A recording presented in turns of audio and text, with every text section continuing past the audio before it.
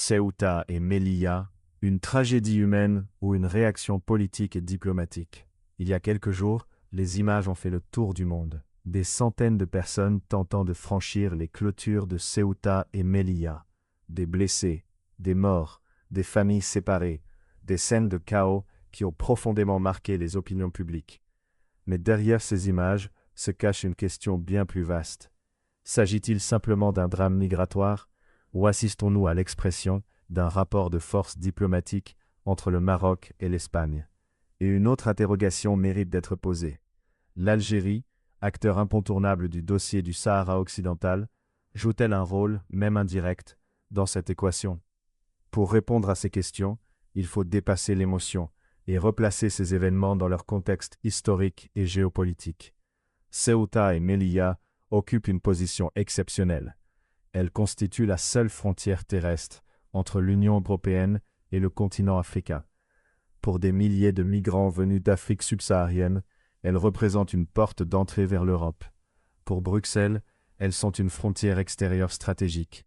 Et pour le Maroc, elles demeurent deux territoires dont il revendique la souveraineté. Depuis de nombreuses années, les autorités marocaines empêchent quotidiennement des milliers de tentatives de franchissement. Cette coopération est devenue l'un des piliers des relations entre Rabat et Madrid. Puis surviennent ces événements. Des centaines, parfois des milliers de migrants convergent simultanément vers les clôtures. Certains parviennent à entrer, d'autres sont refoulés, beaucoup sont blessés, certains perdent la vie. Les images provoquent une onde de choc internationale. Rapidement, deux lectures apparaissent. Pour les uns, il s'agit avant tout d'une tragédie humanitaire. Pour les autres, ces événements traduisent une crise diplomatique entre le Maroc et l'Espagne. C'est sans doute la question la plus débattue. Les autorités marocaines ont toujours rejeté cette accusation. Cependant, plusieurs observateurs ont noté que, lors de certaines crises diplomatiques, le niveau de contrôle exercé aux frontières semblait moins important qu'à l'accoutumée. Pour plusieurs spécialistes, cela ne signifie pas nécessairement une ouverture volontaire des frontières, mais plutôt un relâchement temporaire du dispositif de surveillance. Le message serait alors simple. La coopération migratoire entre le Maroc et l'Europe ne peut être considérée comme acquise. Pour comprendre cette crise, il faut regarder au-delà de Ceuta et Melilla. Depuis près d'un demi-siècle, le principal sujet de tension dans la région reste le Sahara occidental.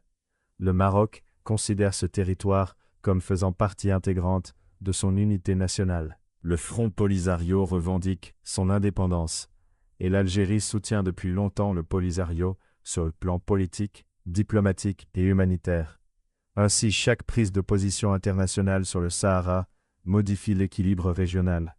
Lorsque l'Espagne accueille en 2021 Brahim Ghali, chef du Front Polisario, Rabat y voit une remise en cause de la confiance entre les deux pays. La crise diplomatique s'installe. Quelques semaines plus tard, surviennent les événements de Ceuta. Une question revient régulièrement.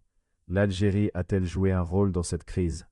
À ce jour, aucune preuve publique ne permet d'affirmer qu'Alger ait participé directement aux événements de Ceuta ou de Melilla. En revanche, son influence géopolitique est indéniable. Pourquoi? Parce que la rivalité entre le Maroc et l'Algérie structure aujourd'hui une grande partie des équilibres en Afrique du Nord. Chaque évolution concernant le Sahara occidental influence les relations entre Rabat, Alger et Madrid. Lorsque l'Espagne change officiellement de position en 2022 en soutenant le plan d'autonomie marocain, les relations entre Rabat et Madrid s'améliorent rapidement. Dans le même temps, les relations entre Madrid et Alger se dégradent fortement. Cette succession d'événements montre que le dossier de Ceuta et Melilla ne peut être totalement dissocié du contexte régional. Sans être un acteur direct des événements, l'Algérie fait partie de l'équation géopolitique. Il serait pourtant réducteur de limiter cette crise à un affrontement diplomatique. Derrière chaque tentative de passage se trouvent des destins individuels, des hommes, des femmes, des mineurs. Beaucoup fuient les conflits, la pauvreté ou l'absence de perspective. Les réseaux de passeurs exploitent leur détresse. Chaque année, des milliers de migrants meurent également en Méditerranée. Le problème dépasse largement les seules relations entre le Maroc et l'Espagne. Depuis plus de 20 ans, le Maroc est devenu un acteur essentiel de la politique migratoire européenne. Le royaume investit massivement dans la surveillance de ses frontières. Il coopère avec Frontex et plusieurs États européens. Il démantèle régulièrement des réseaux de trafic d'êtres humains. Cette coopération donne également au Maroc un poids diplomatique important. Aujourd'hui, plusieurs spécialistes considèrent que la gestion des migrations constitue l'un des principaux leviers des relations entre Rabat et Bruxelles. Les migrations irrégulières ne trouvent pas leur origine dans un seul pays. Elles résultent de nombreux facteurs: les conflits, la pauvreté, le changement climatique, les réseaux criminels, les déséquilibres économiques entre l'Afrique et l'Europe. Les pays européens et les organisations internationales portent tous une part de responsabilité dans la recherche de solutions durables. Alors, les événements de Ceuta et Melilla sont-ils un simple drame migratoire ou une réaction politique et diplomatique du Maroc? La réalité est probablement plus complexe. Ces événements sont à la fois le reflet d'une crise humanitaire, d'une tension diplomatique entre Rabat et Madrid, mais aussi d'un contexte géopolitique régional marqué par la rivalité entre le Maroc et l'Algérie autour du Sahara occidental. Aucune preuve ne permet d'affirmer qu'Alger ait joué un rôle direct dans ces événements.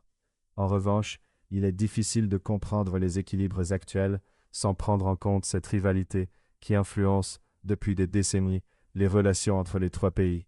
Ceuta et Melilla ne sont donc pas seulement deux villes, elles sont devenues le symbole de plusieurs enjeux qui se croisent: l'histoire, la souveraineté, les migrations, la sécurité et les rapports de force en Méditerranée occidentale.